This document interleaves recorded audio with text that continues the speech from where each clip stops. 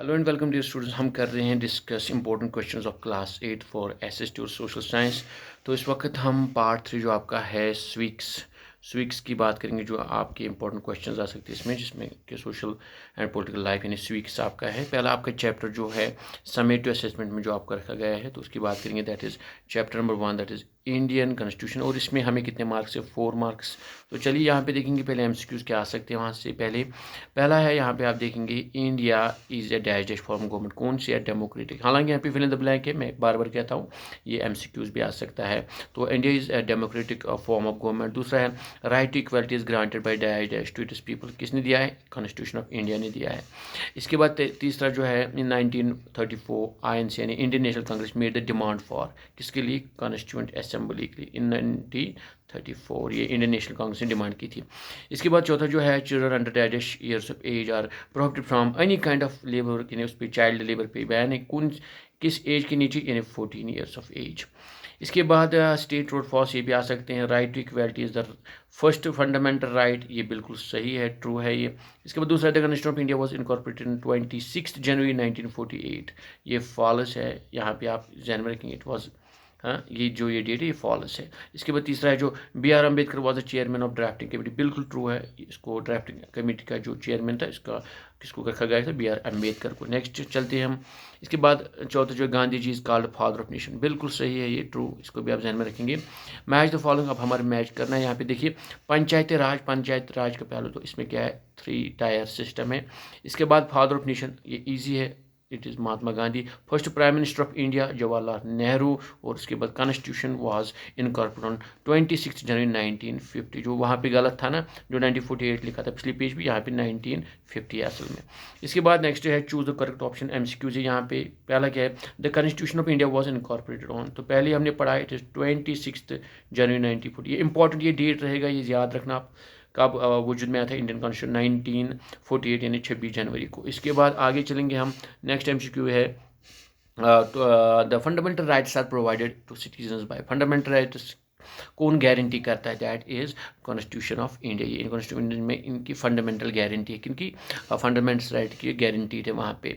इसके बाद नेक्स्ट जो है, fifth, define the following. One question क्या आ सकता है ये question?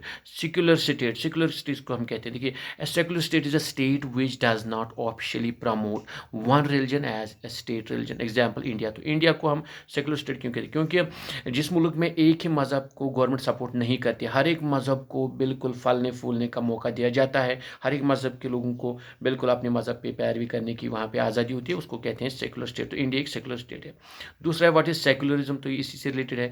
The ideology of being secular state is called secularism, यानी जो कंट्री कहती है कि हम सेकुलर आइडियोलॉजी को सपोर्ट करें, दैट इज कॉल्ड सेकुलरिज्म। ये उसी कंसेप्ट निकला है।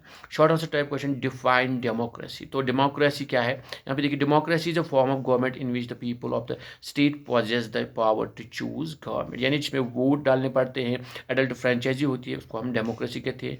The right to elect government is conferred in the hands of people, यानी लोगों के हाथों में होता है किसको हम चुने, वही जिसको हम वोटिंग कहते हैं, वोट के through. This is power is done through election, जिसको हम इलेक्शन कहते हैं। इसके बाद नेक्स्ट जो आपका आ रहा है, डिफाइन आर्बिट्ररी। तो आर्बिट्ररी किसको कहा जाता है? Arbitrary means a situation where nothing is fixed, कुछ भी नहीं होता है वहाँ पे, and the judgement is left to someone choice, जो जिसको जो मर्जी वही करेगा। यानी डेमोक्रेटिक गवर्नमेंट जहाँ पे नहीं होगी, वहाँ पे आर्बिट्ररी होता है, यानी एक किस्म की हर एक की अपनी अपनी मनमानी होती है। बेसिकली मोनार्की जहाँ पे होती है ना, एक ही जो बंदा ऊपर बैठा होता है, बादशाही हुकूमत जो होती है, form government. The rules are arbitrary, वहाँ पे रूल्स आर्बिट्ररी होते हैं, and exercise in the autocratic, यानी ऑटोक्रेटिक यानी एक ही इंसान वहाँ पे हुक्मरान होता है, वो जो चाहे अपनी मन मर्जी के मुताबिक वहाँ पे डिसीजन ले सकता है, तो वो उसको मोनार्क कहते हैं। ये डेमोक्रेसी का अपोजिट है, जहाँ पे डेमोक्रेसी नहीं थी वहाँ पे मोनार्किज्म होता है, मोनार्की होती है, तो उसको कहते हैं मोनार्क। तो इसके बाद अब नेक्स्ट है, what is the right against exploitation. तो ये क्या है राइट अगेंस्ट एक्सप्लॉयटेशन? इसके बारे में आर्टिकल 23 और 24 में कहा गया है the article 20 and 24 of Indian constitution confers upon a citizen that the fundamental right against exploitation and guarantees dignity to them. यानी आर्टिकल, ये याद रखेंगे, ये दो आर्टिकल, आर्टिकल 23 एंड 24, ये गारंटी करते हैं जो कि इंडियन कॉन्स्टिट्यूशन में है कि जो फंडामेंटल राइट्स है उनकी गारंटी है, उनको आप कोर्ट में बिल्कुल उनको लागू करवा सकते हो, वो गारंटीड है जो फंडामेंटल है। It prohibits human trafficking and forced labour. It also states that no child under the age of 14 years must engage to work in any factory or mine in any other hazardous sample. इसी में कहा गया कि child labour यानी 14 साल से नीचे जो भी लड़का होगा या बच्चा होगा, लड़की या लड़का होगा, उसको अगर कहीं भी काम करवाया देखा गया तो वो बिल्कुल वहाँ पे उनको सज़ा भी हो सकती है। तो ये आपको वहाँ पे जहन में रखना है। It is a fundamental right against explosion, article 23 and 24। What is a state? State किसको कहते हैं? देखिए, एक तो स्टेट होते हैं जैसे हम कहते हैं इंडिया में बहुत सारी स्टेट, नहीं, ये मुल्क की तरफ इशारा कर। देखिए, the term state here refers to the political institution or the authority that represents a group of people living in the territory of a country, उसको स्टेट हम कहते हैं। अच्छा, write any three key features of constitution of India. Constitution India के बारे में तीन बातें आपको कहनी है जो बड़ी सी है, तो वो ये है, फेडरलिज्म है इसमें, इसके बाद पार्लियामेंट्री फॉर्म ऑफ गवर्नमेंट है और फंडामेंटल राइट्स अवेलेबल है लोगों को। These are three main things of Indian constitution. इसके बाद शॉर्ट आंसर क्वेश्चन है, define parliamentary form of government, जो कि यहाँ पे इंडिया में है। तो यहाँ पे देखिए क्या है, a parliamentary form of government is government wire the people can directly elect their representatives by means of universal adult suffrage, जिसको हम कहते हैं वोटिंग आमतौर, यानी वोट के जरिए आप अपने नुमाइंदों को चुनते हैं। That is called parliamentary form of government. This system of government consist of three parts, इसको तीन हिस्से होते हैं। द प्रेसिडेंट, एक तो प्रेसिडेंट होता है, Lok Sabha and Rajya Sabha. Same is in India में यही होता है। तो दियर is parliamentary form of government. इसके बाद नेक्स्ट जो है, name the sharing state of following country borders. यहाँ पे देखिए बांग्लादेश, भूटान, नेपाल का कहा गया है। The names of Indian states that share borders, तो इन मुल्कों के साथ कौन कौन सी स्टेट बॉर्डर शेयर करती है। तो यहाँ पे देखिए बांग्लादेश के साथ कौन सी स्टेट है, west Bengal, Assam, Mizoram, Meghalaya and Tripura. Important रहने वाला है, एमसीक्यूज में भी हिट हो सकता है, इसको ध्यान से आप देखेंगे बेटा। इसके बाद है भूटान, भूटान के साथ, इस मुल्क के साथ कौन सी स्टेट्स के बॉर्डर्स मिलते हैं, असम, वेस्ट बंगाल, अरुणाचल प्रदेश एंड सिक्किम। और नेपाल के साथ उत्तराखंड, वेस्ट बंगाल, उत्तर प्रदेश, सिक्किम और बिहार। ये एमसीक्यूज में भी आ सकता है, अगर ये यहाँ से नहीं आएगा तो एमसीक्यूज में कुछ ना कुछ पूछा जा सकता है। तो इसके बाद now give a brief making of Indian constitution. तो इंडियन कॉन्स्टिट्यूशन किस तरीके से वजूद में आया, यहाँ पे देखिए, the constitution of India was adopted by the constituent assembly on, ये डेट याद रखेंगे आप, नवंबर 26 1949 and was brought into effect. असल में कब इफेक्ट, यानी या तो कॉन्स्टिट्यूंट असेंबली ने यहाँ बनाया था, फिर लागू कब हुआ, 26 जनवरी 1950। ये वाला डेट आप याद रखेंगे। हाँ, यहाँ पे इसको इफेक्ट में लाएगा, ये वाला डेट कॉन्स्टिट्यूंट असेंबली, असल वाला डेट ये आपको याद रखना है। तो चलिए, इसके बाद it took almost a period of 3 years, 3 साल लगे इसको बनाने में, दिसंबर 1946 से लेकर नवंबर 1949 तक। तो draft the constitution of India, it is longest written constitution, दुनिया का मानो एक सबसे बड़ा जो रिटन कौन है वो Indian constitution. The constitution assembly that took the charge of drafting the constitution है doctor B R Ambedkar at was it chairman. तो बी आर अम्बेडकर जिसने उसमें बिल्कुल जो शेड्यूल कास्ट, शेड्यूल ट्राइब्स, उनके लिए रिजर्वेशन भी रखी गई। तो बी आर अम्बेडकर खुद भी एक दलित था, तो वहाँ पे आप देख सकते हैं ये चेयरमैन था इस कमेटी का, and is also known as the father of Indian constitution. ये भी इंपॉर्टेंट ऑब्जेक्टिव आ सकता है multiple question, who is the father of Indian constitution, that is B R Ambedkar. इसके बाद चलिए नेक्स्ट है, how can leaders misuse the powers of democratic country. एक डेमोक्रेटिक कंट्री में लीडर्स कैसे मिसयूज कर सकते हैं पावर्स के बारे में लिखेंगे यहाँ पे, leaders can misuse there powers of getting done in their own favour, यानी जब वो अपने हक में सारी फैसले ले लें। फॉर एग्जाम्पल, पोलिटिकल लीडर और मिनिस्टर में use is influence to getting things done in a corrupt manner without being accountable to anybody, यानी जब कोई मिनिस्टर बनता है, अगर वो सिर्फ अपने काम, माने अपने रिश्तेदारों के काम, नौकरियों का मसला हो, वहाँ पे कोई कंट्रैक्टर है उसका, तो उसको कंट्रैक्टर्स दिलाए, तो that is called abuse of power, misuse of power से वो कहते हैं। Many of us come across seen situations in which, यहाँ तक आप लिख सकते हैं, इतना ज़्यादा जाने की ज़रूरत नहीं है।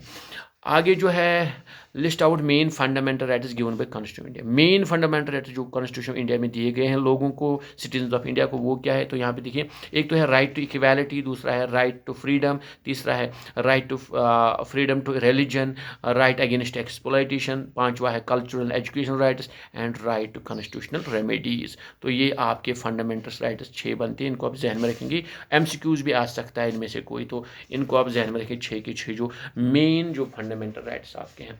लॉन्ग आंसर टाइप क्वेश्चन जो यहाँ से आ सकता है, हालांकि इसके 4 मार्क्स हैं, अगर एक मल्टीपल चॉइस है तो 3 मार्क्स का क्वेश्चन आ सकता है, तो फिर आप लेंगे तो उतनी आराम के साथ लिखेंगे, ज़्यादा लंबा बनाने की जरूरत नहीं है। यहाँ 5 मार्क्स दिखा रहा है।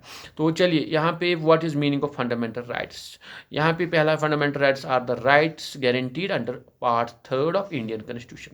These rights have been given to the individuals in order to protect their interest. तो फंडामेंटल राइट्स वो राइट्स जो पार्ट 3 इंडियन कॉन्स्टिट्यूशन में, और ये क्यों दिए गए हैं, ताकि जो इंडियन जो सिटीजन्स हैं इंडिया की इंडिविजुअल्स, उनकी हुकूकों को बिल्कुल सेफ रखा जाए। These are basic rights to every citizen of the country and is entitled to these 6 fundamental rights. जो ऊपर हमने कहा 6 फंडामेंटल, इनका आप जिक्र है, यहाँ पे डिटेल में आपको लिखने की ज़रूरत नहीं है, 3 मार्क्स का ये हो जाएगा। इसके बाद नेक्स्ट क्वेश्चन जो आपका है जो 18th रहेगा, who exercise the executive power in Nepal. तो नेपाल में एग्जीक्यूटिव पावर यानी हुकूमत साजी का जो पावर उसके पास है। यहाँ पे देखिए इन 1990 constitution Constitution of Nepal, the execution powers of kingdom were entirely in hands of the king and the council of ministers। तो king और उसके council of ministers जो था वही executive power यूज़ करती थी। However, the Constitution of Nepal came into effect on 2015 में नया एक कॉन्स्टिट्यूशन वहाँ पे वजूद में आया। The executive powers of Nepal shifted to hands of the cabinet headed by the prime minister. या जैसे कि इंडिया में होता है, जो प्राइम मिनिस्टर होता है वो हेड होता है कैबिनेट का, तो वही पावर एक्सरसाइज करता है। तो तब तक 2015 तक सिर्फ किंग और उसकी काउंसिल के पास था। ये एक इंपॉर्टेंट ऑब्जेक्टिव भी आ सकता है, वो जहन में रखेंगे, और 2 या 3 मार्क्स का क्वेश्चन भी यहाँ पे आ सकता है। तो यहाँ पे फिर डिटेल दिया गया है, ये आपको लिखने की ज़रूरत नहीं कि कैसे हुआ ये। फिर यहाँ पे नेपाल में हम आगे चलेंगे। 19 क्वेश्चन जो है, why constitution has given limited powers to elected representative. जो इलेक्टेड रिप्रेजेंटेटिव है वहाँ पे कम ही पावर्स क्यों है। यहाँ पे देखिए, if there were no restriction on the power of elected representatives there could be a chance of leaders to misuse the power given to them. यानी अगर बिल्कुल उनके पास लिमिटलेस पावर होती है तो वो मिसयूज भी कर सकते थे जिनको हम चुनते हैं। They might turn out to be corrupt, वो करप्ट हो सकते हैं। Could be over intelligent in the affairs of the people using their power, या ओवर इंटेलिजेंट यानी बिल्कुल हर एक काम में वो अमल दखल स्टार्ट कर सकते हैं। Which could cause unrest and dissatisfaction in people. तो फिर उससे कि अफरा तफरी मच सकती है। तो इसीलिए कॉन्स्टिट्यूशन ऑफ इंडिया ने उनको रेस्ट्रिक्ट किया है लिमिटेड पावर्स के साथ, to safeguard against the misuse of power. ये वाला टर्म है, to safeguard the misuse of power. आप अपने वर्ड्स में भी फिर लिख सकते हैं अगर आपको डिटेल समझ में आ गई। तो ये पॉलिटिकल लीडर्स मिस यूज़ नहीं करने चाहिए अपने पावर को, इसीलिए इंडियन कॉन्स्टिट्यूशन ने सेफ गार्ड यानी लोगों के हुकूक को बचाने के लिए इनकी पावर्स लिमिट कर दिए हैं वहाँ पे जितने होने चाहिए। नेक्स्ट जो क्वेश्चन है, define federalism and separation of power. Important question है, फेडरलिज्म क्या है और सेपरेशन ऑफ पावर क्या है। फेडरलिज्म की बात करेंगे, federalism implies the multiple levels of governance in the country. India has 3 tier government in order to address the diverse religious cultural composition of India. तो इंडिया में क्या है, यानी जहाँ पे एक ही जगह पे हुकूमत नहीं होती है, तो लोअर लेवल जैसे स्टेट पे है, स्टेट के बाद नीचे पंचायत सिस्टम है। तो इंडिया उसको कहते हैं 3 टायर सिस्टम गवर्नमेंट इंडिया में चल रही है, ताकि हर एक लोगों के मसाइल को हल किया जाए। दूसरा है कि the diversity requires existence of central government and constituent units to regional, state and local levels. इसीलिए एक तो रीजनल, एक तो है सेंट्रल लेवल पे हुकूमत होती है, सेंट्रल गवर्नमेंट को हम कहते हैं। दूसरा है रीजनल लेवल पे स्टेट गवर्नमेंट, और लोकल यानी बिल्कुल हर एक एरिया में जिसको हम पंचायत कह सकते हैं, पंचायती सिस्टम वहाँ पे होता है, या शहर में जो होता है म्यूनसिपल। तो हर एक मसले का वहाँ पे बिल्कुल हल निकालने के लिए 3 टायर सिस्टम इंडिया में लागू है। चलिए आगे है सेपरेशन ऑफ पावर। तो ये आपको लिखने की ज़रूरत नहीं, इसमें कहा गया है कि हर एक को अपने अपने पावर्स दिए गए। सेंट्रल गवर्नमेंट क्या है जिसको हम कहेंगे सेंट्रल लिस्ट, फिर कनकरेंट लिस्ट, फिर स्टेट लिस्ट। तो ये बात वहाँ पे हो रही। इसके बाद आपका नेक्स्ट चैप्टर आ रहा है जो है why do we need a parliament. इसके 4 नंबर आते हैं, 4 मार्क्स। तो इसके पहले शॉर्ट आंसर देखेंगे क्या क्वेश्चन आने वाले हैं। The members of Lok Sabha are known as, जो लोकसभा के जो मेंबर होते हैं उनको क्या कहते हैं।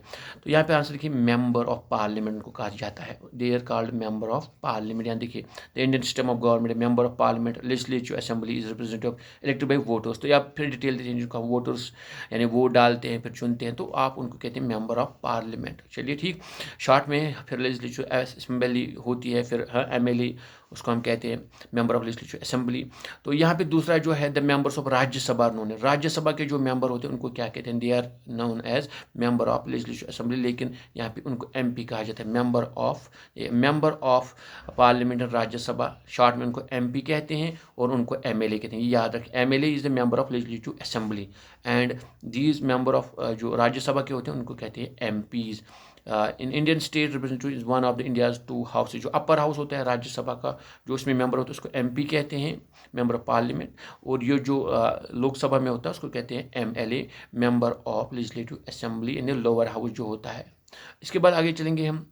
The parliament of India has कितने हाउसेज हैं, डाइजेस्ट हाउसेज, तो पता है आपको 2 हाउसेज। अब ज़्यादा आपको इस पर बात करने की ज़रूरत है। एक तो होता है लोअर हाउस, दूसरा अपर हाउस यानी लोकसभा और राज्यसभा, दूसरा होता है राज्यसभा, ये आपको पता ही होगा। इसके बाद PMO is the abbreviation of, it is prime minister's office, यहाँ पे है।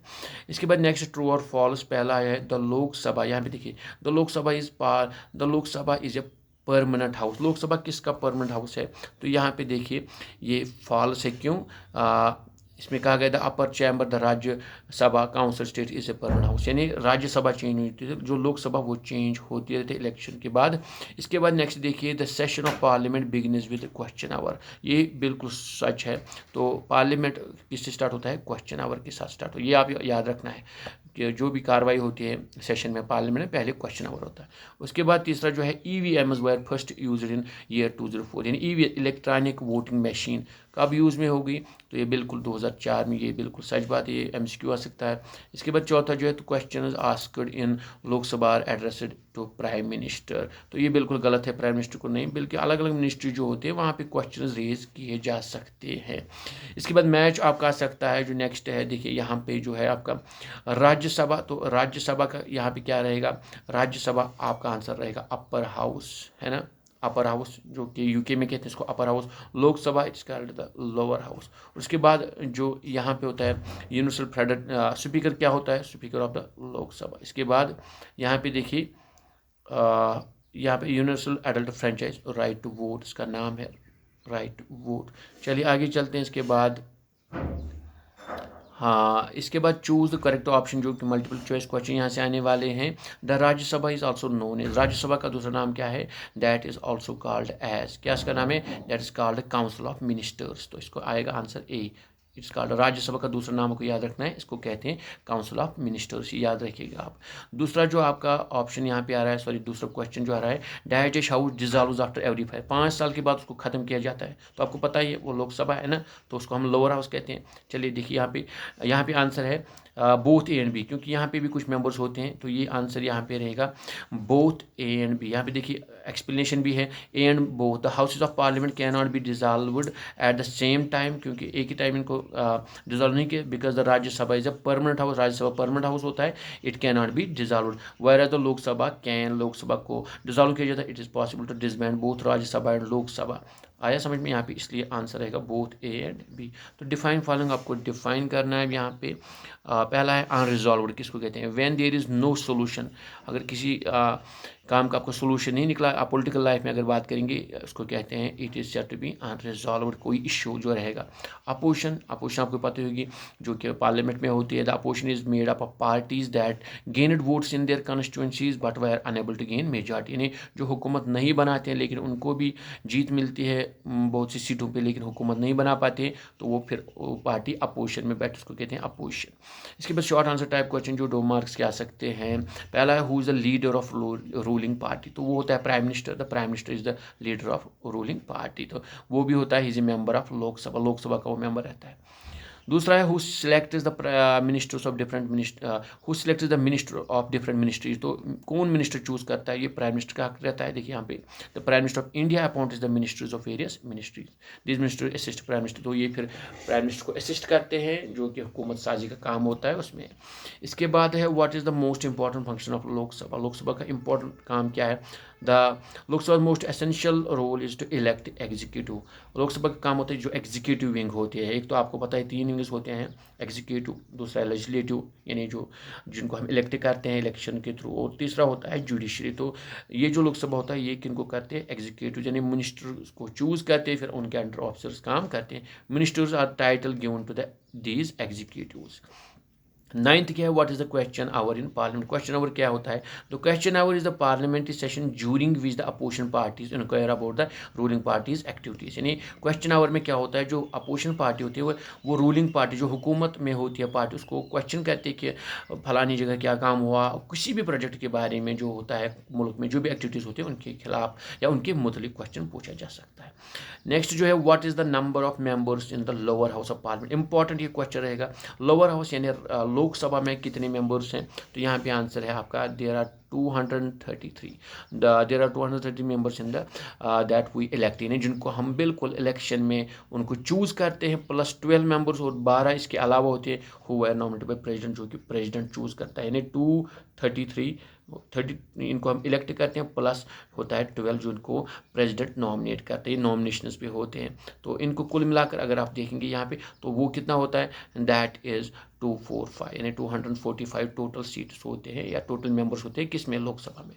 शॉर्ट आंसर क्वेश्चन यहाँ पे, why did the national movement favour voting adults. तो नेशनल मूवमेंट ने वोटिंग एडल्ट्स को फेवर क्यों किया, तो यहाँ पे देखिए, the British administration was opposed to enabling Indian adults to vote and participate in decision making process. As a result, the national movement came to believe that the adult should have the opportunity to vote for the best. इसलिए national movement को लगा नहीं, क्योंकि अंग्रेज opposition कर रहे हैं, उन्होंने कहा नहीं, इसलिए तो हम इसको सपोर्ट करेंगे, अडल्ट्स को अपना वहाँ पे वोटिंग का हक होना चाहिए। नेक्स्ट है, how does parliament become an instrument to control, guide and inform the government.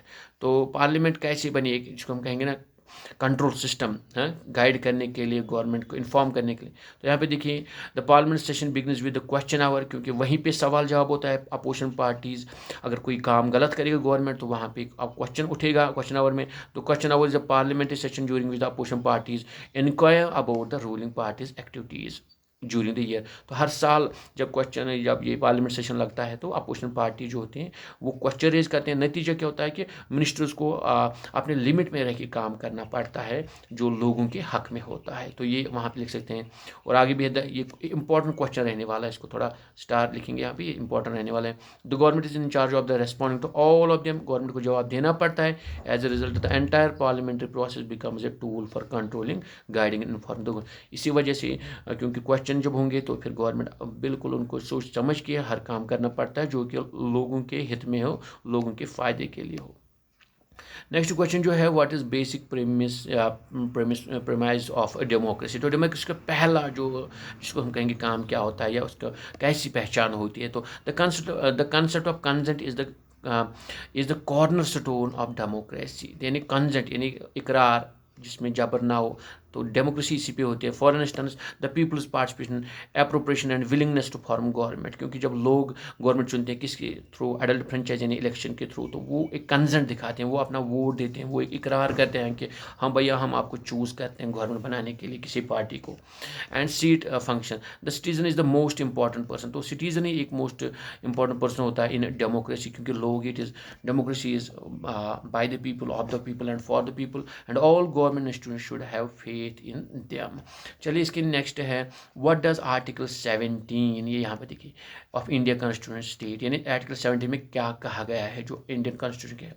तो यहाँ पे अनटचेबिलिटी के खिलाफ बात की गई है। अनटचेबिलिटी इज अबॉलिश्ड, इसको खत्म किया गया है, एंड इस practice in form is prohibited in article 7। तो आर्टिकल 17 में कहा गया कि किसी भी तरीके में अगर कोई इसमें मुलवस पाएगा तो उसको वहाँ पे सज़ा मिल सकती है। आगे चलेंगे इसके बाद जो है, who are people that sit in parliament. Parliament में कौन लोग बैठते हैं, तो आपको पता ही है जो कि हम चुनते हैं।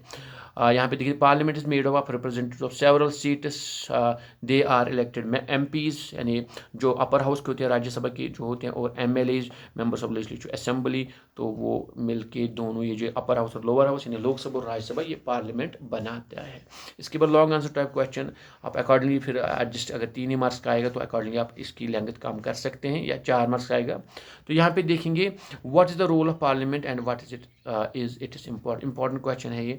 इसका रोल यहाँ पे देखिए, parliament is a place where people's representatives get together to establish laws of common good. क्योंकि पार्लियामेंट में ही लोग बैठते हैं जिनको हम चुनते हैं ना, जिनको आप चुनेंगे ना वो कब पार्लियामेंट में ही जाएंगे एमएलए बन के, तो वहीं पे फिर बहस मुबास होता है कि लोगों के लिए क्या डिसीजन लिए, वहीं पे पॉलिसीज़ बनाई जाती, फिर इम्प्लीमेंट करते हैं वहाँ पे एग्जीक्यूटिव। लेकिन पॉलिसीज़ जो भी होंगे ना वो यहाँ पे बन, जो भी रूल रेगुलेशन वो यहीं पे बन के, जो भी एक्ट पास वो पार्लियामेंट में पास होता है। The parliament is also the where bills and budgets are drafted.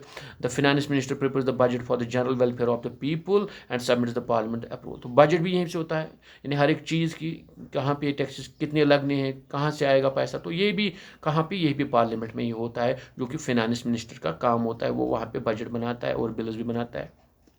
और आगे है, parliament is a place where decisions are made, जहाँ पे फैसले लिए जाते हैं मुल्क के हित में। Parliament is the most important concept in democratic government. यहाँ तक काफ़ी रहेगा, तो पार्लियामेंट ही एक मोस्ट इंपॉर्टेंट कंसेप्ट है डेमोक्रेटिक गवर्नमेंट में। आगे भी आप लिख सकते हैं कि रूलिंग पार्टी इसमें बनाती आल्सो फॉर द गवर्नमेंट, और बाकी जो अपोजिशन है वो फिर सवाल जवाब करती रहती है। आगे देखिए, how a national government selected, how a national government is selected. हाँ चलिए, एवरी 5 ईयर्स, जैसे कि कैसे हम चुनते हैं अपनी नेशनल गवर्नमेंट को, तो ये आपको पता है हर 5 साल के बाद एडल्ट फ्रेंचाइजी होता है, यानी इलेक्शन होता है। इलेक्शन में हम जिस पार्टी को मेजॉरिटी वोट आते हैं, या अगर एक पार्टी को नहीं है तो वो फिर कोलिशन गवर्नमेंट वहाँ पे फ्रेम करते हैं। तो ये यहाँ पे लिखा है आंसर, या आप अपने वर्ड्स में लिख सकते हैं कि every 5 year election held to elect national government. India is the massive party with over 500 electoral districts, every constituency has 5 में। तो ये डिटेल में कहा गया है, तो आप इसके बारे में लिखेंगे। अगर अपने वर्ड्स में भी आपको पता है तो आप ये आंसर आराम के साथ लिख सकते हैं, ज़्यादा डिफिकल्ट आंसर नहीं है। फिर हम एमपी चूज़ करते हैं, वो पार्लियामेंट में जाते हैं, वो फिर प्राइम मिनिस्टर अपना चूज़ करते हैं, अपना जो होता है हेड होता है गवर्नमेंट का, फिर वो मिनिस्टर चूज़ करता है, और इस तरीके से हम हर 5 साल के बाद नई गवर्नमेंट वजूद में आती है। इसके बाद next, what are the functions of Rajya Sabha. Rajya Sabha का क्या काम है। लोकसभा तो नीचे है, जिसको हम कहेंगे लोकसभा, जो कि गवर्नमेंट बनाती है। अब राज्यसभा का क्या काम है,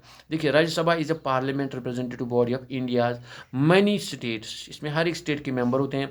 the bill could potentially be introduce in Rajya Sabha to become legislation. A bill must pass Rajya Sabha. हर एक बिल को पास होने के लिए राज्यसभा से गुजरना पड़ता है, वहाँ से भी पास होना पड़ता है। As a result, like Lok Sabha, the Rajya Sabha has the power to make and alter laws by government. तो इनको भी एक लिमिटेड पावर रहता है बिल्स को चेंज करने के लिए, या किसी कानून के साथ। इन the Rajya Sabha, representatives from government and opposition party sit together and provide there consent और डिसेंट, यानी या तो इकरार करते हैं किसी बिल पर या उसको नकार देते हैं, tabled in the Rajya Sabha. There are, वहाँ पे कितने member, there are 23 members that were elected plus 12 members who were nominated by president। तो ये से पहली बात कहते हैं 233 are elected and 12 are nominated. चलिए, इसके बाद 19 जो है, how does the opposition play major role in affairs of government. Important question रहने वाला है ये। आप देखिए, क्योंकि अपोजिशन अगर नहीं होगी तो गवर्नमेंट कैसे मनमानी करेगी, जो भी काम उनको करना होगा अपना करेंगे, लेकिन अपोजिशन उनको मजबूर करते हैं कि वो लोगों के हित में काम करें। देखिए यहाँ पर क्या है, the parliamentary session openers with a question hour. हर एक पार्लियामेंट्री सेशन जो होता है, पहले 1 घंटे के क्या होते हैं, सवाल होते हैं। गवर्नमेंट को हर एक अपने काम के बारे में जवाब देना पड़ता है। The question hour is a parliamentary session during with opposition parties inquire about the ruling parties activities. जो भी उस साल में जो एक्टिविटीज़ गवर्नमेंट ने की होंगी, कोई भी काम किया, उसके जवाब उनको देने पड़ते हैं जब भी सेशन ये होता है पार्लियामेंट का। यानी पहला जो घंटा होता है वो सवालों का होता है। This is critical way in which parliament assess the executive branch. यानी एग्जीक्यूटिव ब्रांच क्या होता है, जिसका ऊपर मिनिस्टर होता है, और मिनिस्टर के नीचे जो ऑफिसर होते हैं, जिनको हम ब्यूरोक्रेसी कहते हैं। तो हर एक काम उनके काम का जायज़ा लिया जाता है जब वो क्वेश्चन आवर होता है। The government learns about the concerns of common people. तो आम लोगों के हित में बात होती है, via the increase of representatives. The MPs, every MP's primary responsibility is to question government. क्योंकि हर एक इलाके से अपना अपना MP इलेक्ट होकर आता है। अब कुछ गवर्नमेंट बनाते हैं कोई पार्टी, लेकिन बाकी जो वो पार्लियामेंट के मेंबर बन के रह जाते हैं, लेकिन वो सवाल उठाते हैं अपने इलाके के बारे में, अपने लोगों के बारे में। तो इस तरीके से फिर गवर्नमेंट को काम करना पड़ता है हर एक इलाके के लिए, क्योंकि वहाँ उनका रिप्रेजेंटेटिव मौजूद होता है पार्लियामेंट में उनके लिए आवाज़ उठाने के लिए। तो इस तरीके से जो है अपोजिशन बहुत ही इंपॉर्टेंट काम निभाती है लोगों का काम करवाने के लिए, हर एक इलाके का काम करवाने के लिए। They draw attention to the flaws होंगी, कोई गलती, यानी अगर किसी इलाके में काम नहीं हो रहा है तो उसकी मुतलिक MP जो होगा उनका उनका जो मेंबर ऑफ पार्लियामेंट होगा उस इलाके का, उस स्टेट का या उस एरिया का, तो वो आवाज़ उठाता है और गवर्नमेंट को मजबूरन उस इलाके का काम करना पड़ता है जो ज़रूरी होता है। यानी गवर्नमेंट अपनी मनमानी नहीं कर सकती, क्योंकि जब तक अपोजिशन है तो गवर्नमेंट को बिल्कुल एक पॉजिटिव लाइन पे काम करना पड़ता है। इसलिए अपोजिशन की बहुत ही एक इम्पोर्टेंस रहती है इसमें डेमोक्रेटिक सेटअप ऑफ गवर्नमेंट में। चलिए इसके बाद नेक्स्ट है डिफाइन फॉलोइंग। इन पे बात करनी है। अप्रूवल क्या हो गया, what is coalition, what is unresolved. Approval की बात करेंगे। अप्रूवल क्या होता है? Approval is the process of granting someone permission, यानी अप्रूव करना, परमिशन देना to do something. This consent could be given to the same parties as well as the opposition. Parties को भी दे सकते हैं या अपोजिशन को भी आपने दे सकते हैं। दैट इज ओके करना, इन्हें अप्रूव करना। इसके बाद when a party is unable to create a government due to lack of majority, जैसे हमने पहले की थी, अगर किसी पार्टी को ज़्यादा वोट नहीं मिलती या उनके मेंबर ज़्यादा नहीं जीतते हैं तो उनको बाकी पार्टियों के साथ मिलकर गवर्नमेंट बनानी पड़ती है, उसको कहते हैं कोalition। तो कोalition गवर्नमेंट आपने सुना ही होगा, वो यहाँ पे आ रहा है, forming a government. कोalition government is the same for this type of government. It could be brief और लॉन्ग टर्म पार्टनरशिप। ये कभी कभी चलती है, कभी कभी ये जल्द ही इनमें कोई तकरार हो जाती है तो वो गवर्नमेंट फिर कमज़ोर पड़ जाती है। तो कोalition का मतलब है जब एक से ज़्यादा पार्टियाँ मिलकर हुकूमत बनाएं। इसके बाद है unresolved, when there is no solution to a problem. जब किसी प्रॉब्लम का सोल्यूशन नहीं निकालता है उसको हम कहते हैं it is unresolved. So dear students, के बाद हम नेक्स्ट चैप्टर की तरफ चलते हैं जो है आपका चैप्टर नंबर 6 आपकी समेटिव असेसमेंट में, अंडरस्टैंडिंग अवर क्रिमिनल जस्टिस सिस्टम। 3 मार्क्स है यहाँ इस चैप्टर में से। चलिए पहले शॉर्ट आंसर देखेंगे क्या आ सकता है। पहला है fill in the blanks. The innocent is digest in a fair trial acquitted, यानी उसको आज़ाद कर दिया जाता है। यानी जब कोई इनोसेंट निकलता है कानून में तो उसको एक्वाइटेड किया जाता है, यानी उसको बरी किया जाता है। दूसरा है any act that is defined as crime is called, crime को कहते हैं दैट इज कॉल्ड ऑफेंस, उसका नाम दिया जाता है offence. Any act that is defined as crime, जो कि क्राइम के दायरे में थे, दैट इज ऑफेंस। तीसरा है N accused is individual who is tried bye जज फॉर क्राइम। तो एक्यूज्ड यानी जिसके ऊपर इल्ज़ाम लगता है तो फिर उसको कोर्ट में पेश होना पड़ता है, उसके खिलाफ कोर्ट में ये चलता है, उसके यानी सवाल जवाब होते हैं कोर्ट में जज के सामने। तो कहाँ पे होता है? Who is tried by the court, तो उसको कोर्ट में हाजिरी देनी पड़ती है, कोर्ट में ट्रायल चलता है। इसके बाद चौथा जो है जज guarantees a fair trial to every citizen. तो आर्टिकल 21 ये याद रखिएगा आप, ये इंपॉर्टेंट उन्होंने स्टार रखेंगे। Article 21 of Indian constitution guarantees fair trial, यानी हर एक के साथ फेयर ट्रायल, यानी कोर्ट में केस चलता है उसके क्राइम के खिलाफ जो भी सिटीजन ऑफ इंडिया है। चलिए इसके बाद स्टेट ट्रू और फॉल्स। पहला है पुलिस और responsible take custody of victim, ये बिल्कुल फॉल्स है, उनको विक्टिम के साथ कुछ नहीं, तो उनका क्राइम के साथ होता है पुलिस का। दूसरा है police is responsible take investigating a crime, बिल्कुल ये ट्रू है, इनका यही काम है, पुलिस इन्वेस्टिगेट करते हैं मुजरिम को, फिर उनके खिलाफ चार्ज FIR करती है और फिर कोर्ट में उनको चालान यानी पेश करती है। इसके बाद तीसरा जो है advocates fight court in court for their respective clients, बिल्कुल एडवोकेट जो होता है वकील, वो अपने जो उनका क्लाइंट होता है उसके हक में लड़ते हैं, that is clearly true. Next इसके बाद जो है द चौथा, जज is responsible to take note of every piece of evidence then given his consent for the crime, बिल्कुल एक काम होता है, हर एक जो एविडेंस होती है यानी सबूत की तरफ देखता है जज, उन्हीं की बिना पे फैसले लेते हैं, तो ये बिल्कुल ट्रू है। इसके बाद मैच द फॉलोइंग है आपका, मैच है डिटेंशन। डिटेंशन किसको कहते हैं? कीपिंग एन इलीगल कस्टडी, यानी इलीगली, जो लीगली, अगर लीगली कोर्ट ने आपको सज़ा दी है तो उसको डिटेंशन नहीं कहते, लेकिन अगर इलीगली आपके ऊपर अभी कोई कोर्ट ने सज़ा नहीं सुनाई है फिर भी आप बंद हो तो उसको कहते हैं डिटेंशन, ये आप याद रखेंगे, डिटेंशन। इसके बाद नेक्स्ट क्या है? इम्पार्शल। इम्पार्शल का मतलब है फेयर, यानी जिसमें कोई धांधली ना हो, उसको कहेंगे इम्पार्शल ट्रायल है, इम्पार्शल। उसके बाद है ओपन कोर्ट। ओपन कोर्ट क्या कहते हैं? इसको दूसरा नाम है पब्लिक व्यू। पब्लिक व्यू यानी लोग क्या कहते हैं, दैट्स कॉल्ड ओपन कोर्ट। और ऑफेंस, ऑफेंस का दूसरा नाम है क्राइम यानी जुर्म, उसका नाम ऑफेंस देते हैं हम किसमें? लीगल वर्ड्स में, लीगल डिक्शनरी में। चलिए इसके बाद choose the correct option, MCQs आ रहे हैं। The public prosecutor represents the interest of, public prosecutor जो होता है यानी गवर्नमेंट का जो वकील होता है तो वो किसको रिप्रेजेंट? वो स्टेट को करता है, गवर्नमेंट को रिप्रेजेंट करता है। इसके बाद दूसरा जो आपका है the retirement age of chief justice of India is important objective star आने वाले जो चीफ जस्टिस ऑफ इंडिया होता है यानी जो कि सुप्रीम कोर्ट का होता है उसकी एज कितनी होनी चाहिए जब उसको रिटायरमेंट लेनी पड़ती है। तो यहाँ पे है 65 ईयर्स ऑफ एज, ये याद रखेंगे आप। डिफाइन फॉलोइंग विटनेस, विटनेस क्यों कहते हैं, जैसे आम की जो जिसने जुर्म होते हुए देखा हो ना, देखिए a witness is someone who has witnessed crime on their own has testified in the court, और वो कोर्ट में फिर गवाही दे उसको विटनेस कहते हैं। डिटेंशन अभी बात हुई इलीगली आपको अगर बंद रखा जाए, देखिए detention is when the state or government officials take an illegal individual into custody, यानी बिल्कुल गैर कानूनी तरीके से अगर आपको बंद रखा जाए एक इंसान को, उसको कहेंगे ही इज़ इन डिटेंशन। चलिए शॉर्ट आंसर इसके बाद आ जाता है अब 2 मार्क्स का। डिफाइन प्रोसिक्यूटर, प्रोसिक्यूटर को कहते हैं prosecutor is a lawyer who represents the state any of its citizen, जो लोगों के गवर्नमेंट के बिना पर या गवर्नमेंट के बिना पे किसी भी आदमी को वहाँ पे कोर्ट में उनको डिफेंड करता है, यानी सरकारी वकील जो होता है उसको कहते हैं प्रोसिक्यूटर या पब्लिक प्रोसिक्यूटर। नेक्स्ट क्वेश्चन है why is it necessary to keep evidence protect, evidence क्यों ज़रूरी होनी चाहिए, मौजूद होनी चाहिए, क्योंकि कोर्ट तो उसी पे फैसला करेगा ना, वही है जज उसी को दिखता है। Protecting evidence is vital since it could lead to the incorrect person being victimised, यानी अगर खिलाफ किसी आम लोगों को, आम इंसान को भी जुर्म हो सकता है, यानी जुर्म का मुर्तकिब पाया जा सकता है, उसको सज़ा हो सकती है अगर एविडेंस गलत हो। तो एविडेंस बहुत ही ज़रूरी होते हैं कोर्ट में for no fault of her rather his or her rather than punishing the guilty, यानी मुजरिम आज़ाद फिरेगा और अगर वहाँ पे एविडेंस नहीं मिला तो कभी कभी क्या होता है कि आम इंसान या बेगुनाह को सज़ा मिलती है। इसलिए एविडेंस बहुत ही ज़रूरी होते हैं कोर्ट में, क्योंकि इनकी बिना पे ही it would result in unjust trial, और नतीजा क्या होता है अगर एविडेंस नहीं होंगे तो अनजस्ट, जिसको हम कहेंगे कि वहाँ पे इंसाफ नहीं होगा।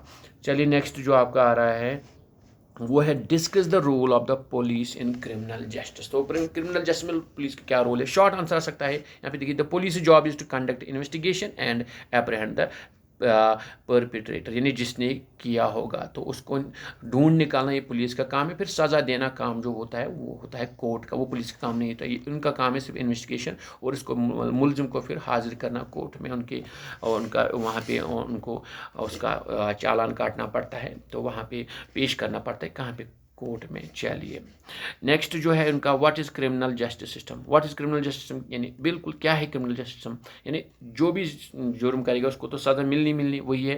ए criminal justice system is a court or body of law that governs the investigation of a broken law or crime committed by group, और यानी जब भी कोई एक इंसान या एक से ज़्यादा कोई ग्रुप कोई जुर्म करता है तो उनको कानून तोड़ने पे सज़ा जो अप्रोप्रिएट होती है उनको वो मिलनी चाहिए। तो उस सिस्टम को जो कोर्ट्स देते हैं, जज देते हैं, उसको कहते हैं हम criminal justice system. What is an FIR, important question रहने वाला है जो कि मॉडल पेपर में भी आया है। देखिए फर्स्ट इन्फॉर्मेशन रिपोर्ट इसकी फुल फॉर्म है, ये एब्रिवेटेड फॉर्म है, it is first information report is abbreviated as FIR. It is somebody is subjected to any form of wrong doing, the first thing they should do is file a police report, यानी जब भी किसी के साथ कुछ गलत होगा तो उनको सबसे पहले क्या करना चाहिए, पुलिस में अपनी रिपोर्ट दर्ज करनी चाहिए, उसको कहते हैं हम एफआईआर। चलिए नेक्स्ट है short answer type question, 3 marks का आ सकता है क्योंकि इस चैप्टर में भी है, अगर कोई ऑब्जेक्टिव नहीं आया तो डायरेक्टली क्वेश्चन आ सकता है 3 मार्क्स का।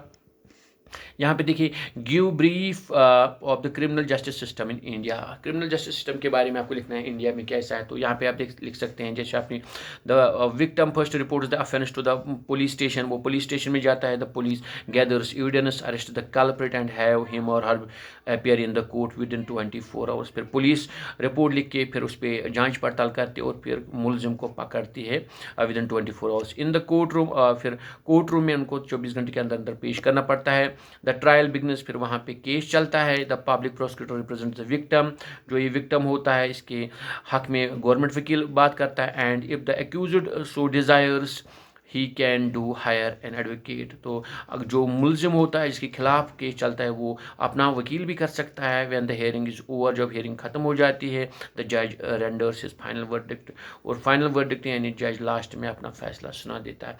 If the accused is found guilty, अगर एक्यूज्ड यानी जिसके खिलाफ वहाँ पे केस चलता है, एक्यूज इसको कहा जाता है इसने जुर्म किया, अगर वो गिल्टी पाया गया, the police will condemn him और her, whereas if accused is found not guilty the accused will be acquitted, यानी अगर वो बिल्कुल मासूम निकला तो उसको एक्वाइट किया जाता है, उसको बरी किया जाता है, वरना उसको सज़ा दी जाती है। इफ़ कन्विक्टेड यानी उसको ऊपर अगर जुर्म साबित हुआ, the accused has right to appeal to higher court, यानी अगर किसी लोअर कोर्ट में किसी मुलजिम के खिलाफ कोई जुर्म साबित हुआ हायर कोर्ट में, यानी वो हाई कोर्ट से सुप्रीम कोर्ट भी जा सकता है या लोअर कोर्ट से हाई कोर्ट भी जा सकता है। चलिए नेक्स्ट क्वेश्चन जो है, what are the rights that article 22 of Indian constitution provides. Article 22 जो है उसमें कौन से राइट्स की वहाँ पे बात की गई है। देखिए, the following rights are guaranteed in article 22 of Indian constitution. पहला क्या है, the arrested person should be notified of the reason of for his arrest, यानी जो भी कोई अरेस्ट हो उसको पता होना चाहिए कि मुझे क्यों अरेस्ट किया गया। ये पहला है आर्टिकल 22 में। इसके बाद दूसरा है, the person who has been arrested should be brought before the court within 24 hours. तो ये भी वहाँ पे आर्टिकल 22 में लिखा गया है कि 24 घंटे के अंदर अंदर उसको कोर्ट में पेश किया जाना चाहिए। किसके द्वारा? पुलिस के द्वारा। चलिए आगे, तीसरा जो है, the arrested individual has right to refuse medical treatment. वो रिफ्यूज़ कर सकता है। The arrested individual has the right to refuse medical treatment, वो उसको रिफ्यूज़ कर सकता है, इनकार कर सकता है। The confession given while detained bye the police is invalid, यानी पुलिस की कस्टडी में अगर कोई वहाँ पे बयान लिया जाए तो वो इनवैलिड होता है, कोर्ट में वो नहीं माना जाता है। जज के सामने जो बयान दिया जाए वही चलता है। इसके बाद 5 जो है, ओनली लेडी और boy are allowed to submit to the police station for question.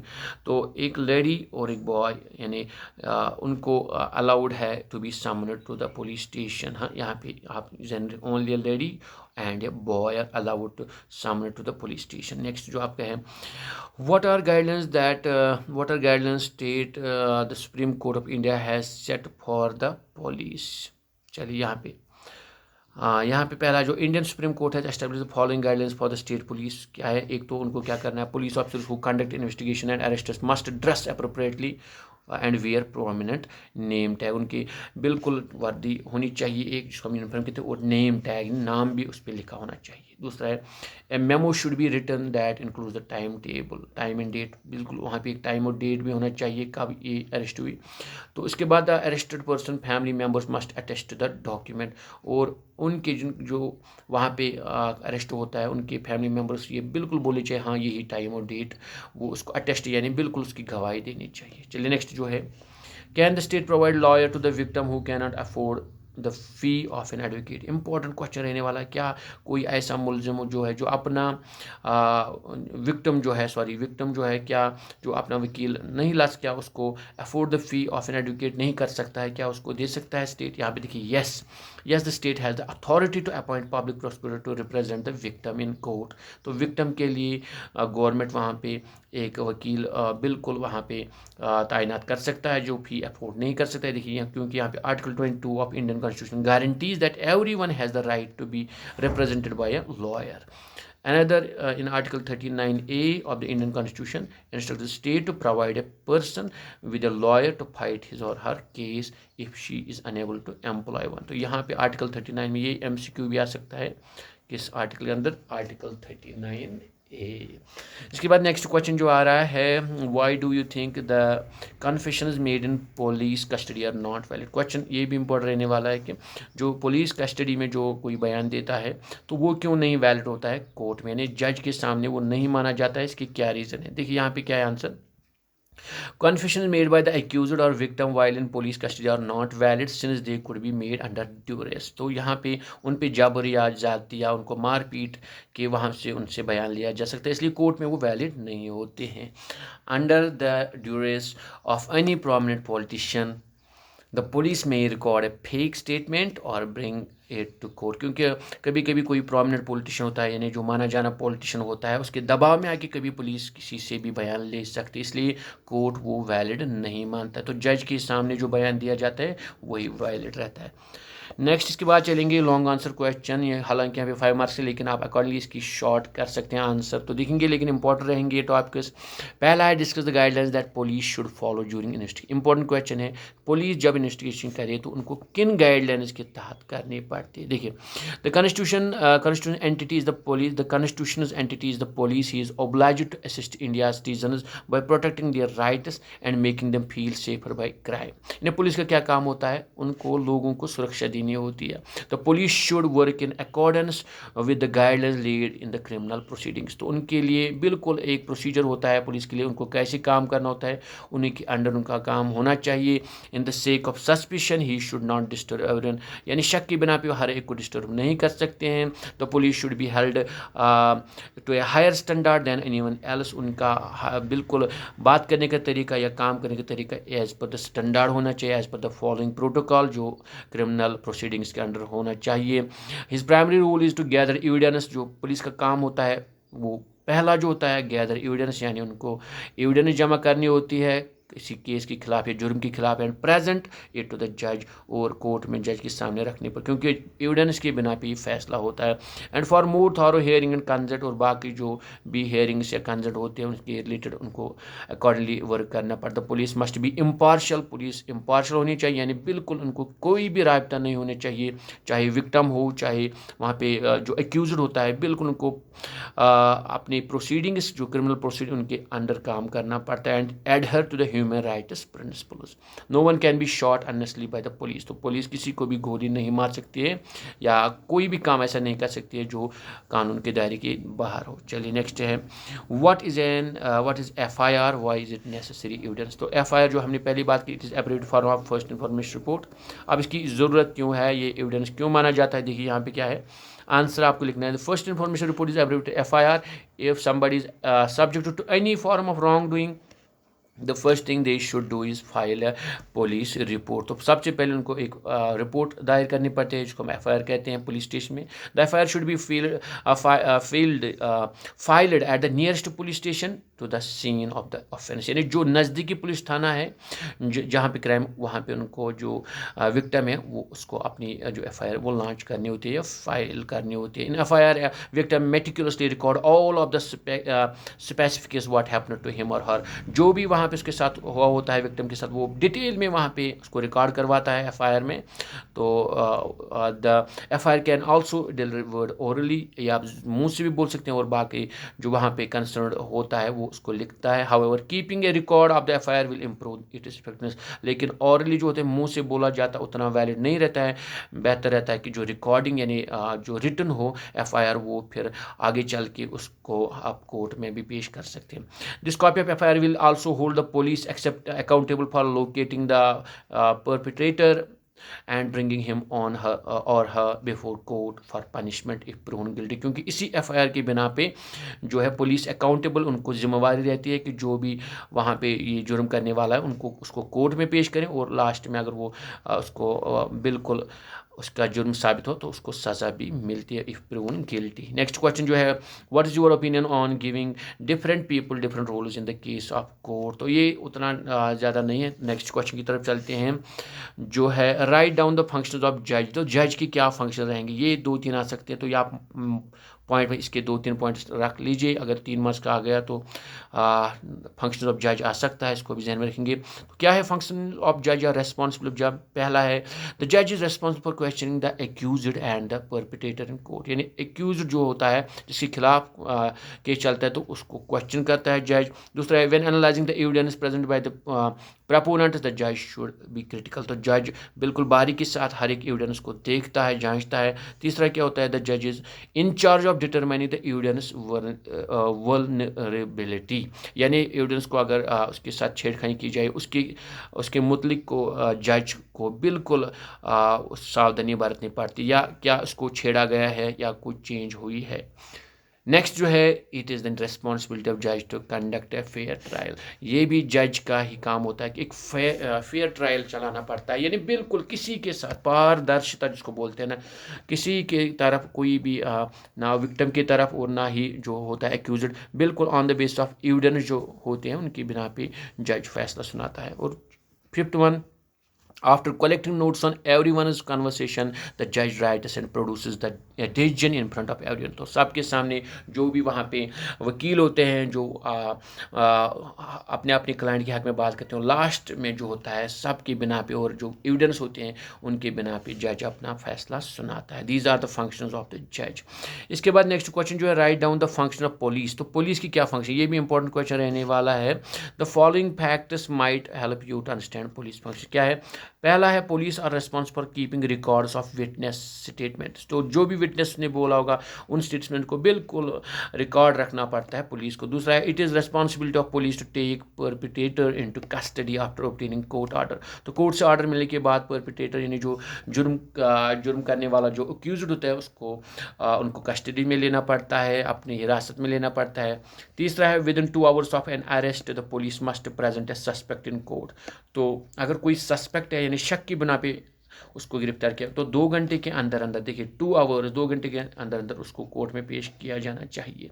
चौथा, it is responsibility of the police to visit the victims relatives and record the statements. ये भी पुलिस का काम होता है. जो विक्टिम होता है जिसके जो मानो किसी जुर्म से के ऊपर असर पड़ता है, जिसके खिलाफ वहाँ पे कोई काम किया गया होता है, तो उसके रिलेटिव से मिलना पुलिस का काम होता है. उनकी स्टेटमेंट्स, उनका बयान लेना उनका होता है.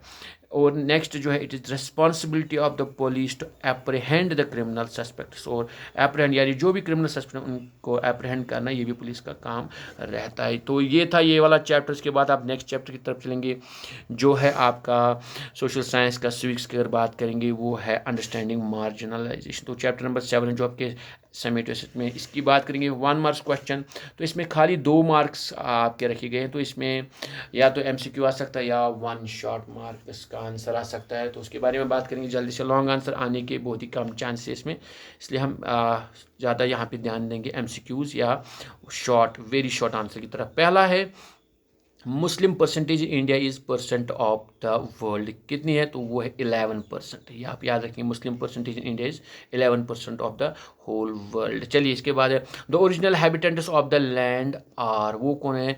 दे आर कॉल्ड आदिवासीज, आदिवास. तो यहाँ पे देखिए आंसर आएगा the original habitants of the land, they are called आदिवास. इसके बाद नेक्स्ट है, the constitution safeguards are needed for the protection of communities, digest communities. तो कौन है?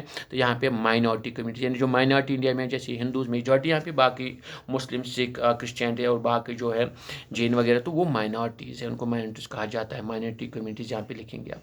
इसके बाद जो है, Muslims SC and ST are considered as digest community India. तो जो मुस्लिम्स है SC और ST के अंडर यानी शेड्यूल ट्राइबल, शेड्यूल कास्ट्स, तो उनको क्या कहा जाता है? Marginalised community in India. चलिए इसके बाद नेक्स्ट, स्टेट ट्रू और फॉल्स. आप देखिए यहाँ पे, चोकामेला वॉज ए भक्ति पॉइंट फ्रॉम महाराष्ट्र. ये ट्रू है बिल्कुल. चलिए नेक्स्ट जो है, आदिवासीज ऑफन वर्शिप दियर एंसेस्टर्स. ये बिल्कुल वो अपने एंसेस्टर्स की इबादत करते हैं क्योंकि जंगलों में रहते हैं, तो आम लोगों से अलग थलग होते हैं, तो ये एंसेस्टर्स की इबादत करते हैं, उनकी वर्शिप करते हैं. ये ट्रू है. इसके बाद नेक्स्ट जो है, Adivasis are the original habitants of the land. तो बिल्कुल ये भी ट्रू है, ये ट्रू है. यहाँ पे they are called the original habitants of the land. और इसके बाद है, Dalits are not discriminated in the caste system. ये बिल्कुल गलत है. वो तो किया जाता है, उनके साथ भी डिस्क्रिमिनेशन होता है, तो ये फॉल्स रहेगा. उनके साथ होता है, दलित्स के साथ डिस्क्रिमिनेशन होता है on the basis of caste, जात के नाम पे. बाद आपका है मल्टीपल चॉइस क्वेश्चन जो आपका आ रहा है. यहाँ पे देखिए, Soyarabai is the wife of well known bhakti poet. तो यहाँ पे आपका आंसर रहने वाला है, तो वो है चौकामेला. तो ये आंसर रहेगा इसका. इसके बाद जो नेक्स्ट है, article digest talks about the abolition of untouchability. तो ये आपने पहले पढ़ा, दैट इज आर्टिकल 17. इसमें कहा गया है कि अनटचेबिलिटी बिल्कुल बैंड है, ये प्रोहिबिटेड है. इसके बाद नेक्स्ट जो है आपका, डिफाइन फॉलोइंग. तो डिफाइन शॉर्ट आंसर 1 मार्क्स का आ सकता है. पहला है आदिवासी. तो क्या होते हैं? The Adivasis are the true inhabitants of the country. यहाँ पर लिखना आपको. दूसरा है मार्जिनलाइज्ड. तो मार्जिनलाइज किसको कहते हैं? The term marginalisation refers to the treatment of a person और ए ग्रुप और ए नेशन एज इनसिग्निफिकेंट, यानी जब किसी एक अफराद को या एक ग्रुप को या एक पर्टिकुलर सेक्ट को बिल्कुल इनसिग्निफिकेंट गैर ज़रूरी माना जाए तो उसको कहते हैं मार्जिनलाइजेशन। इसके बाद 2 मार्क्स का यहाँ पे क्वेश्चन आ सकता है, तो इनकी भी बात करेंगे। पहला, how can we help the Adivasi, तो हम आदिवासी कैसे हेल्प कर सकते हैं? We can better assist Adivasi if we comprehend marginalisation, पहले हमें मार्जिनलाइजेशन समझ होगी तब जाके हम उनकी हेल्प कर पाएंगे। दूसरा है, why did the Adivasis of the north east migrate, तो नॉर्थ ईस्ट एरिया के जो आदिवासी हैं उन्होंने वो क्यों माइग्रेट कर रहे हैं? आंसर रहेगा the states of north east wire conflict zone, क्योंकि वहाँ पे कॉन्फ्लिक्ट लड़ाई चल रही है अंदर से अबाउट 1947 से ही। Many Adivasis communities were forced to shift to migrate as a result of this, तो उसी कॉन्फ्लिक्ट की वजह से वहाँ से लोग शिफ्ट हो रहे हैं या माइग्रेट हो रहे हैं। नेक्स्ट है, what are use of wood, wood की क्या यूज़ है? तो यहाँ पे देखिए, the primary product obtain from the forest is wood, यानी जो हम जंगल से लाते हैं वो वुड है। Would is a natural state, can be use in variety of ways. Would has numerous uses including timber, paper and power plants, तो इनमें ये हम यूज़ कर सकते हैं। ज़्यादा जो होता है वो टिम्बर, यानी जो हम बनाते हैं बिल्डिंग्स वगैरह, वहाँ पे इनका यूज़ होता है।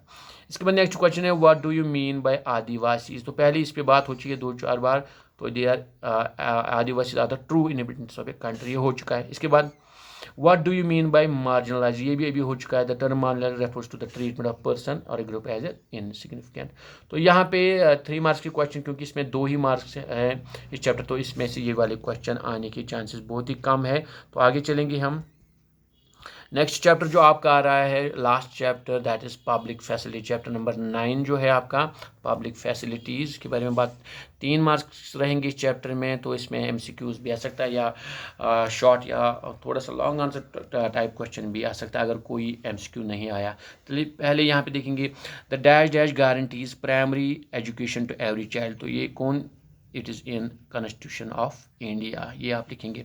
दूसरा है, the rail route of dash suburban is the densest route in the world, densest यानी बिल्कुल घनी एरिया में गुजरता, तो मुंबई, क्योंकि ज़्यादा आबादी है वहाँ पे। चलिए, इसके बाद cholera is the dash borne disease, तो ये वाटर बॉर्न डिजीज यानी ये फैलती भी है कोलरा। इसके बाद private companies mainly work for, तो वो किसके लिए प्राइवेट कंपनीज किसके लिए काम करती, प्रॉफिट यानी पैसा कमाने के लिए प्राइवेट कंपनीज काम करती है। स्टेट ट्रू और फॉल्स आपको ये बोलना है। पहला जो आपका आ रहा है, Porto Alegre is a city in Brazil, तो ये ट्रू है। चलिए यहाँ पे दूसरा है, when the government provided private companies the use and allocation of water and water crisis, हाँ बिल्कुल यहाँ पे, तो ये भी ट्रू है। इसके बाद right to water health and education are part of right to life, बिल्कुल ये भी ट्रू है। जो राइट टू वाटर हेल्थ और education these are the right to life, ये भी ठीक है। इसके बाद Lucknow is the cleanest city in the India, नहीं ये फॉल्स है, ये क्लीनेस्ट सिटी नहीं है। इसके बाद मैच द फॉलोइंग आपका आ रहा है, इसको यहाँ पे हम देखेंगे तो आंसर यहाँ पे इसका रहेगा जो कि प्रिवेंटेबल डिजीज़ वो पोलियो है, वाटर बॉर्न डिजीज़ कोलरा है, public facility basic rights and needs मिलने चाहिए, और सुलभ यानी सैनिटेशन। चलिए, इसके बाद choose the correct option, MCQ आ रहा है आपका, यहाँ पे इंपॉर्टेंट है, the school facility given by government is an important aspect of, तो जो स्कूल फैसिलिटी गवर्नमेंट देती है तो वो क्या है, that is right to education के अंडर आता है। पहला जो ऑप्शन है that is under right to education. इसके बाद है आपका डिफाइन करना होता है, define following budget, what is budget, ये भी आ सकता है क्वेश्चन, व्हाट इज बजट या डिफाइन बजट। तो यहाँ पे लिखेंगे, budget is an account of expense made or to be made by government on various public welfare programmes and how it plans to meet the expenses of the same, government एक हिसाब रखती है किस चीज़ पे कितना खर्च करना है वेलफेयर प्रोग्राम्स पे लोगों की बहबूदी के खातिर, तो कहाँ पे कितना जाना है, एक प्लान बना होता है, that is called a budget. इसके बाद right to water, this means every person has the right to equal access to clean water regardless of caste class gender religion, यानी हर एक आदमी को क्लीन वाटर मिलना चाहिए, चाहे वो किसी भी ज़ात का हो, रिलीजन का हो, क्लास का हो, तो उसके बरक्स यानी बिल्कुल ना वहाँ पे कास्ट क्लास जेंडर का कंसेप्ट है, हर एक आदमी को वाटर मिलना चाहिए, दैट्स राइट टू वाटर। चलिए, शॉर्ट आंसर क्वेश्चन जो आ सकते हैं यहाँ से, पहला है what are the sources of rural water, तो रूरल एरियाज़ में गाँव देहात में कहाँ से पानी हासिल करते हैं लोग, तो यहाँ देखिए in rural areas the source of water are wells, hand pumps, यानी जो वहाँ पे हैंड पंप्स लगे होते हैं, पॉन्ड्स, वहाँ पॉन्ड से भी पानी लाते हैं लोग, एंड समटाइम्स बोर वेल्स भी खोदते हैं। चलिए नेक्स्ट जो आने वाला है, water is a fundamental right how, क्या ये फंडामेंटल राइट है? ये तो पहले हमने देखा कि water scarcity can pose a threat to human existence, the constitution on the other hand guarantees that everyone has right to life, liberty and equal opportunity, as a result water can be considered fundamental, क्योंकि ये ज़िंदगी के साथ जुड़ा है इसलिए ये fundamental right इसको हम तस्वुर कर सकते हैं। चलिए नेक्स्ट क्वेश्चन जो है, name the article number under which right to water is include, तो किस आर्टिकल, कॉन्स्टिट्यूशन ऑफ इंडिया की किस आर्टिकल के under right to water, that is article 21। ये भी इंपॉर्टेंट एमसीक्यू भी आ सकता है यहाँ पे बेटा, आप याद रखेंगे, एमसीक्यू भी आ सकता है आर्टिकल 21। नेक्स्ट जो है, name the NGO who has been working for the 3 decades to address the problem sanitation, तो कौन सी वो एनजीओ है जिसको पिछले 3 डेकेड्स यानी 30 ईयर्स, 30 साल, एक डेकेड में 10 साल होते हैं, 30 सालों से काम करती आ रही है ये नॉन गवर्नमेंट ऑर्गेनाइजेशन, तो वो क्या है, दैट इज़ सुलभ, दैट इज़ सुलभ। ये इंडिया में पिछले 30 सालों से सैनिटेशन के हवाले से काम करती आ रही है। इसके बाद नेक्स्ट जो है, what do you mean by public facilities, public facility क्या होता है? यहाँ पे इंपॉर्टेंट क्वेश्चन है, the services supplied by government to its residents are known as public facilities, यानी जो गवर्नमेंट सुविधाएँ देती है, सहूलियतें देती है अपने लोगों को, अपने सिटीजन को, उसको कहते हैं पब्लिक फैसिलिटीज़। जैसे क्या देती है, इलेक्ट्रिसिटी, वाटर, पब्लिक ट्रांसपोर्ट और एग्जांपल्स ऑफ सर, ये कुछ एग्जांपल्स हैं जो जिनको हम कहेंगे these are public facilities. Short answer जो रहने वाला है 3 मार्क्स का जो आ सकता है इसमें से, वो देखिए, why do you think the private companies are not involve in business of water supply in the whole world, तो वाटर सप्लाई के रिलेटेड क्यों जो प्राइवेट कंपनियां जो प्रॉफिट बनाना चाहती है वो क्यों वाटर सप्लाई के रिलेटेड बिजनेस में इन्वेस्ट नहीं करते हैं? यहाँ देखिए, profit is the goal of private business, क्योंकि उनका मेन काम जो है प्राइवेट प्लेयर्स का, प्राइवेट बिजनेस का, वो पैसा कमानी चाहती है। Water provision is not a very profitable business for such profit division, क्योंकि पानी के इस बिजनेस में उनको ज़्यादा पैसा नहीं मिलेगा, इसलिए यहाँ इस हवाले से ज़्यादा कंपनियाँ या दुनिया भर में इस पे जो प्राइवेट कंपनीज हैं वो काम नहीं करना चाहती है। Water is a vital requirement of life, hence it is critical to provide, it is a minimal cost और फ्री, और हर जगह या तो ये मुफ्त में अवेलेबल है या बहुत कम पैसों में ये मिलता है, इसलिए बहुत कम जो प्राइवेट कंपनियां वो इसमें अपना पैसा लगाती है। चलिए ये हो गया। इसके बाद, how did the volunteers help in collecting the data in census, तो जो सेंसस होता है, जो पहले हमने बात की 10 साल के बाद जो एक सर्वे होती है पॉपुलेशन के लिए, उसको हम सेंसस कहते हैं, तो वॉलंटियर जो होते हैं वो कैसे इसमें अपनी हेल्प करते हैं? यहाँ पे देखिए आंसर क्या रहने वाला है, These volunteers must travel from house to collecting data, ये जो ये वॉल्टियर्स होते हैं इनको हर एक घर घर जाके डेटा लेना पड़ता है, फॉर्म फिल करना पड़ता है, विच इज़ दैन टैबुलेटेड, जिसको फिर टैबुलेट किया जाता है, इन्हें कंप्यूटराइज किया जाता है। This information is needed in subsequent competitions to produce the final report, final report के लिए यही डेटा ज़रूरत पड़ता है। For collection and enumeration of data acquired for the census, a large number of paid volunteers are participate in the on the contract base, तो ये paid volunteers भी होते हैं जिनको पैसा भी मिलते हैं, कॉन्ट्रैक्ट बेस पे वो इस पे काम करते हैं। क्वेश्चन जो नेक्स्ट इंपॉर्टेंट रहने वाला है, how is irrigation causing to lower the water level, तो इरिगेशन क्यों वाटर लेवल को लोअर करने में एक कॉज है? क्या ये है कॉज? यहाँ पे देखिए, the people get their water from government, some people harvest water from beneath the water using their own way, resulting in water shortage, तो कुछ लोग खुद ही वाटर हार्वेस्ट करते हैं तो उससे वाटर शॉर्टेज होती है। The residents use it for cultivation, drinking water, the over extraction of ground water in these location has also result in significant drop in ground water, तो जो लोग ज़्यादा कुएँ खोदते हैं वो कल्टिवेशन में यूज़ इसको करते हैं या ड्रिंकिंग वाटर, तो बिल्कुल इसका जहाँ पे जिसको कहेंगे ओवर यूज जो होता है, तो नतीजा क्या होता है, ग्राउंड वाटर जो होता है उसकी लेवल नीचे जाती है। नेक्स्ट क्वेश्चन जो है, how can you say that water is part of fundamental right, क्या हम मान सकते हैं कि वाटर फंडामेंटल राइट का एक पार्ट है, ये इसको इंक्लूड किया जा सकता है? देखिए आंसर इसका एक थोड़ा क्रिटिकल क्वेश्चन है, आपको खुद माइंड से लिखना है।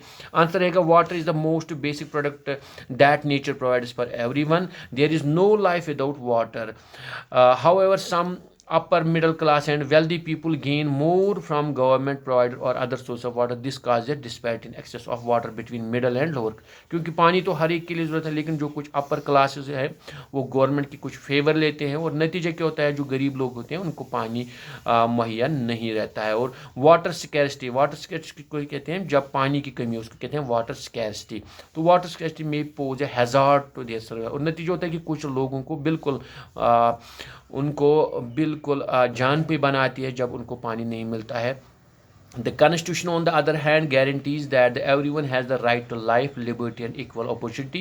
As a result, water can be considered a fundamental right. तो इसी हवाले से क्योंकि कॉन्स्टिट्यूशन में कहा गया है कि हर एक को ज़िंदा रहने का हक है, इसलिए पानी के बगैर तो ज़िंदा नहीं रह सकती। इस हिसाब से हम वाटर को एक फंडामेंटल राइट मान सकते हैं। चलिए नेक्स्ट जो है, what happens when there is a great shortage of public facilities like water. तो क्या क्या हो सकता है जब पब्लिक फैसिलिटीज यानी वाटर, खास तौर अगर इसकी किल्लत हो तो क्या हो सकता है।